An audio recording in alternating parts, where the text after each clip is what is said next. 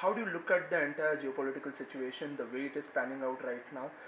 Of course, there would be some reliance on input costs from West Asia. Do you see some pressures there?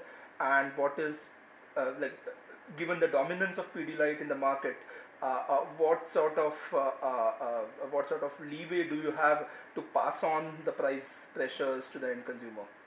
See, the situation is very fluid as far as the Middle East conflict is concerned and the entire the war which is currently going on. I think as far as we are concerned, I think largely the industry, but also us as a company, I think our focus is first securing supplies, making sure that we have the right quantities of raw material, packing material available so that we are able to have the goods there, because the momentum within the country as of now is strong. I think my view is that as we go forward, we will continue to focus in the immediate term, and we look week by week, month by month on supply security.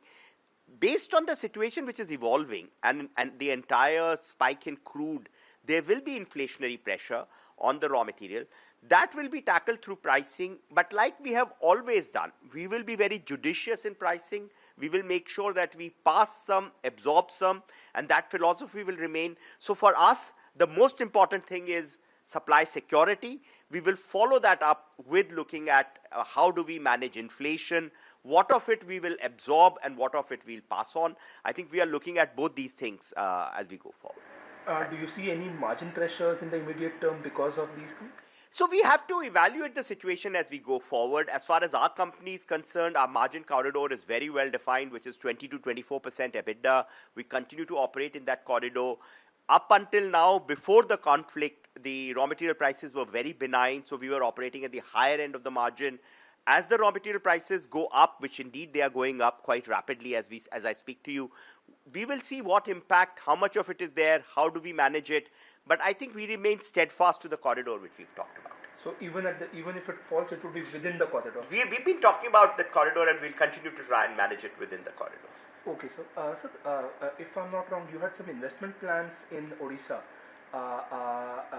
Am I correct in that? And what happens to all the future investments beyond Odisha as well because of this sort of blip which we see in operations because of the conflict? Ashish, we never talk about any specific investment plans, but as a philosophy, let me tell you, we will, as a company, we are here for the long term. We will make whatever are the right level of investments needed and which are needed for growing our business in the long term. So those investments will find priority.